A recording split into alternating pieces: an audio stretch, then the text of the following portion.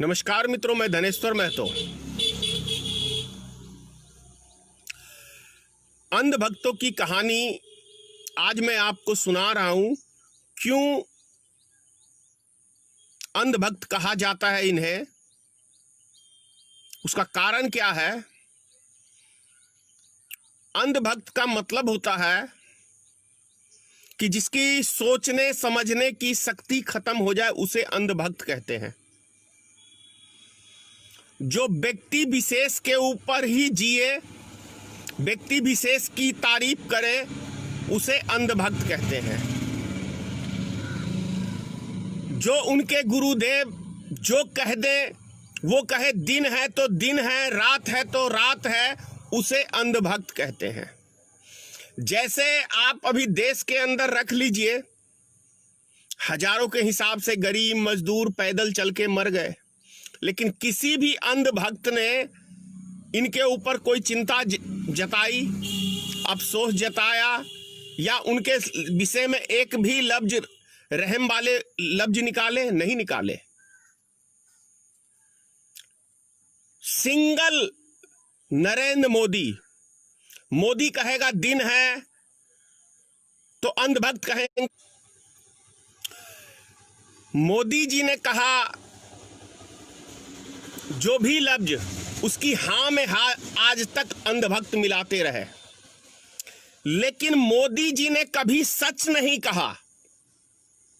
एक भी अंधभक्त ने उसका विरोध नहीं किया कि मोदी जी आप झूठ भी बोलते हो।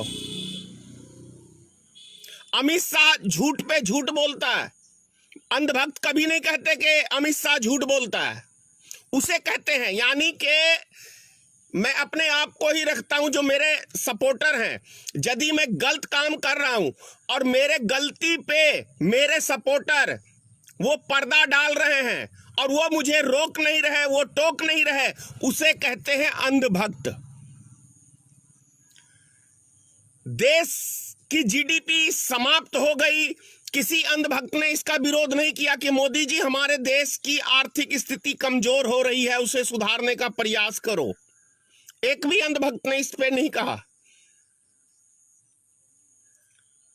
पूरे दुनिया में भारत का नाम, पूरी दुनिया में भारत का नाम आज जग हंसाई हो रहा है। जिस तरीके की 6 साल के अंदर मोदी जी के शासन काल में देखने को मिला है, और उसमें हां में हां मिला रहे हैं, उसे कहते हैं अंधभक्त। अब मोदी जी ने कहा कोरोना वायरस, या किसी उनके नेताओं ने कहा कि गोबर माथे पे लेप लो, शरीर में लेप लो, वो लेप लिए, उसे कहते हैं अंधभक्त।